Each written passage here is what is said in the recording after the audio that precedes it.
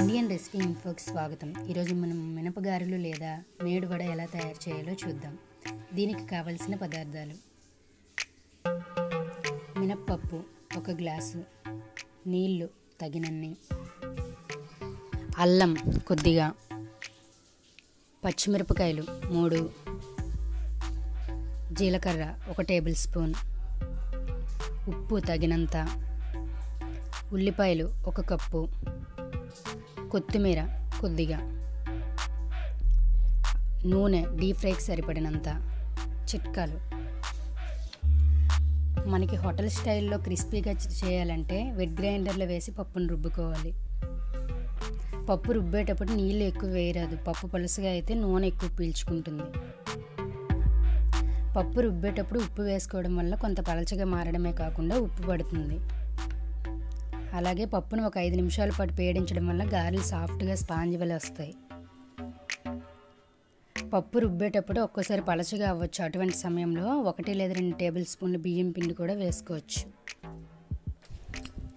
ఇంతవరకు మా ఛానల్ని సబ్స్క్రైబ్ చేయకపోతే సబ్స్క్రైబ్ చేయండి. మరిన్ని అప్డేట్స్ కోసం బెల్ ఐకాన్ని క్లిక్ చేయండి. తయారీ విధానం: ముందుగా 1 గ్లాసు మినప్పప్పుని తీసుకొని నీళ్లు పోసి నానబెట్టుకోవాలి. ఇలా ఒక గిన్నెలో వేసి నానబెట్టుకోవాలి, తగినన్ని నీళ్లు పోసుకొని.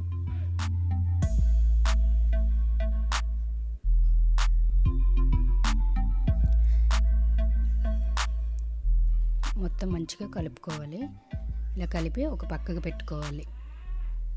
ఇప్పుడు మిక్సీ జార్లో కొద్దిగా అల్లం, పచ్చిమిరపకాయలు, జీలకర్ర వేసి గ్రైండ్ చేయాలి. కచ్చపిచ్చ గ్రైండ్ చేయాలి.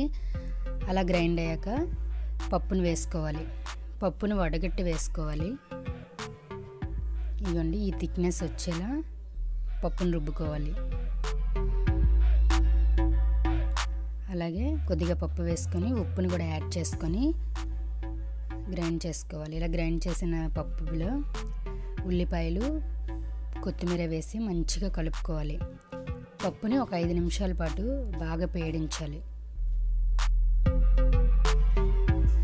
మనం పప్పు రుబ్బునమాట ఎంత మంచిగా పేడిస్తే గారెలు అనేవి అంత మంచిగా వస్తాయి, క్రిస్పీగా ఉంటాయి.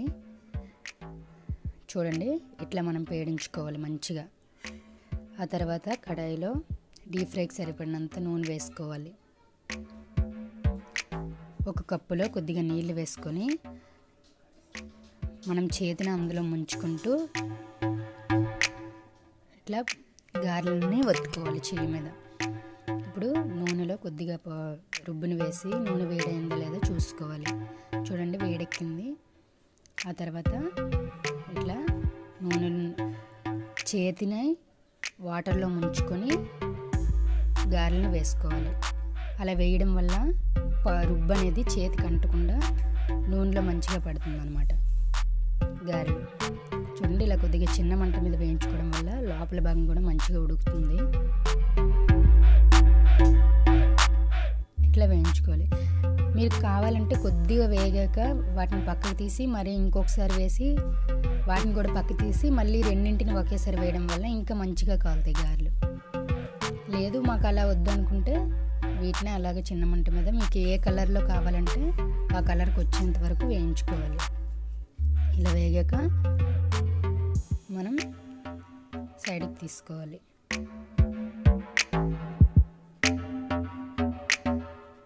చూడండి, ఇట్లా పక్కకి తీసుకోవాలి. టిష్యూ పేపర్లు కింద వేయడం వల్ల నూనె అంతా పీల్చుకుంటుంది. చూడండి, గారెలు రెడీ అయిపోయి ఎంతో రుచికరమైన గారెలు రెడీ.